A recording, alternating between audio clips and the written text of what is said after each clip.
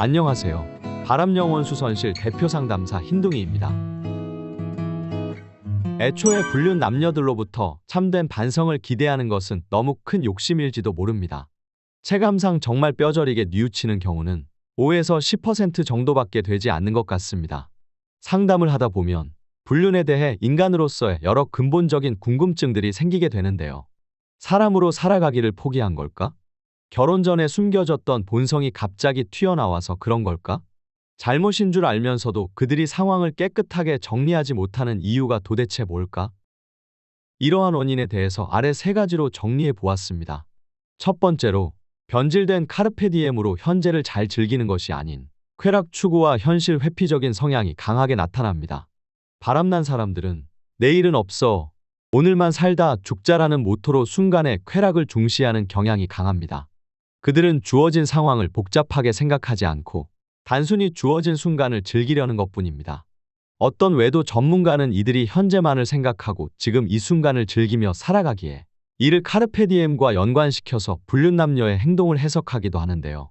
그러나 이는 심리학에서 언급되는 지금, 현재에서 긍정적인 마인드로 잘 살아간다는 개념으로 비춰질 오해가 있어서 대단히 우려스럽기도 합니다. 심리학에서는 지금 현재에 집중해서 살아가는 사람들이 삶을 건강하게 사는 것이라고 묘사하고 있기 때문입니다. 그런데 왜 본인의 생활만 즐겁고 주변 사람들이 병들고 고통받는가 하는 모순점이 생기게 되지요. 과연 불륜 남녀들이 현재에 충실히 잘 살아가는 것일까요? 지금의 생활을 잘 즐기고 소화하는 사람이라면 본인이 한 행동에 대해서도 책임을 지려는 자세를 보입니다. 하지만 불륜 남녀들에게서 책임지려고 하는 성향은 잘 찾아볼 수 없기에 저는 그들이 현재를 즐기면서 살아간다기보다는 반대로 현실에서 회피하고 도피하려는 성향이 매우 강하다고 봅니다. 그렇기 때문에 지금 당장 순간의 쾌락으로 현실을 잊고 회피하려는 행위로 불륜을 계속 저지르는 것입니다. 회피적인 성향을 가진 배우자일수록 성장 과정에 분명한 문제가 있으며 정체성이 부족하고 내면의 자신감이 떨어져 있는 경우가 많습니다. 그렇기에 의지할 곳을 찾아 외부의 대상에서 자신의 불충분한 욕구를 충족시키려고 듭니다. 본인으로 인해 문제가 생긴다 해도 이를 스스로 해결할 능력이 없으며 무마시키거나 거짓말로 은근슬쩍 넘어가려고 듭니다. 이들에게 문제점을 직접적으로 따져 물으면 그들은 특유의 낙천적이고 대책 없는 태도를 보이며 이렇게 변명할 것입니다. 입을 꾹 닫고 침묵하며 회피하는 태도를 보이거나 또는 사람이 다 장단점이 있지 이런 거 하나하나 따져서 어떻게 살아? 너는 그럼 완벽해.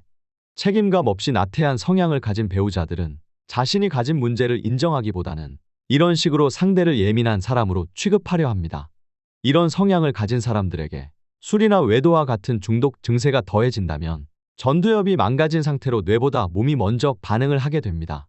현재와 미래에 대한 생각보단 당장 이 순간을 즐기기 위해 이성적으로 판단하고 계획하는 능력을 상실한 상태인 것입니다.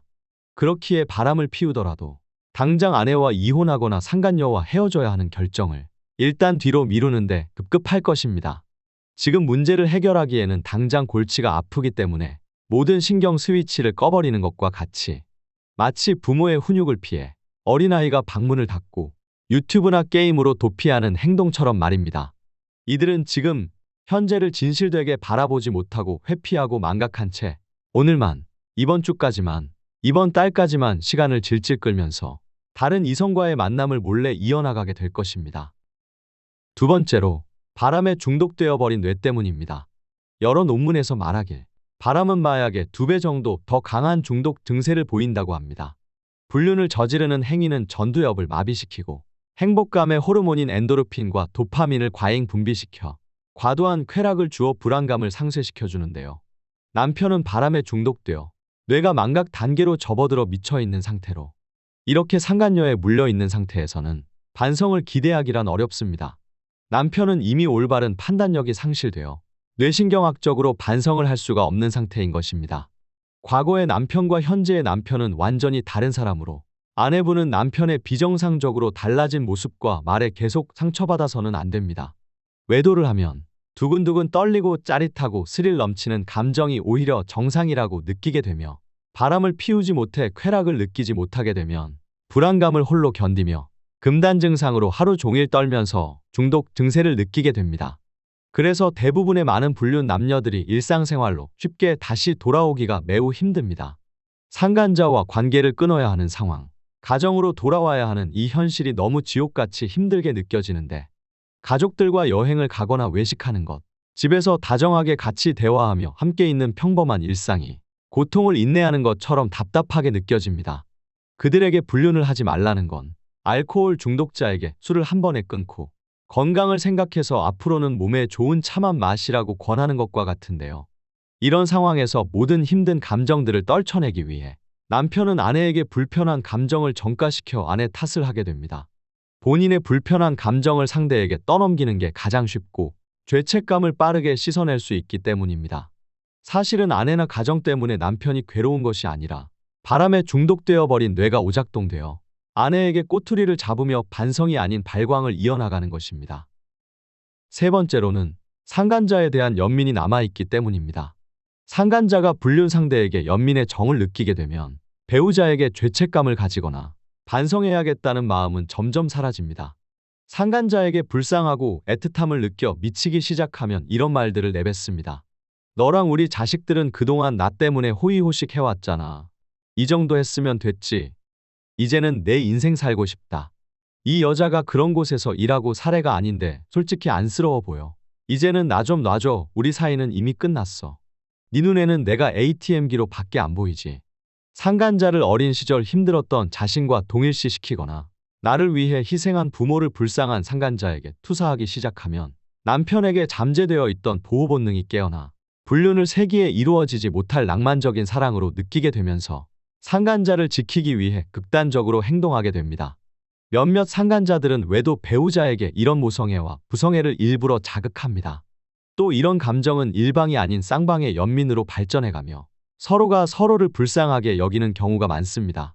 외도 배우자는 이러한 감정에 가스라이팅 당해 상간자에게 생활비나 용돈을 직접 챙겨주기도 하고 카드도 만들어주는 등 호구 노릇을 자처하기 시작하는데, 이렇듯 성관계의 중독보다 무서운 것이 연민의 감정입니다. 가정과 자식은 본인에게 부담만 주는 존재로 상간녀는 나를 항상 기다려주지만 내가 옆에서 챙겨주지 못하는 불쌍한 존재로, 만약 상간녀와 잠시 동안 이별했었다면 상간녀를 끝까지 지켜주지 못했다는 죄책감까지 가지게 됩니다. 상간녀와 헤어졌다 다시 만났을 경우에는 현실을 완전히 망각하고 상간자에게 올인하는 모습을 보이기도 합니다. 서로가 서로의 정서적인 부분, 물질적인 부분, 부족한 결핍을 서로 채워주기 때문에 관계의 단결력이 매우 강해집니다. 이때 배우자분께서 상간자를 공격하면 외도 배우자는 매우 심한 발광을 하게 됩니다. 그 여자 물고 늘어져 봐야 나올 것도 없다 고소 취하해라. 반성이 아닌 반협박식으로 소송 취하 요구를 해오거나 상간자를 물심양면으로 온전히 케어하고 보호하려고 끝없이 노력할 것이기에 무조건적인 공격보다 전략적으로 상간녀를 쳐내야 하는 것입니다.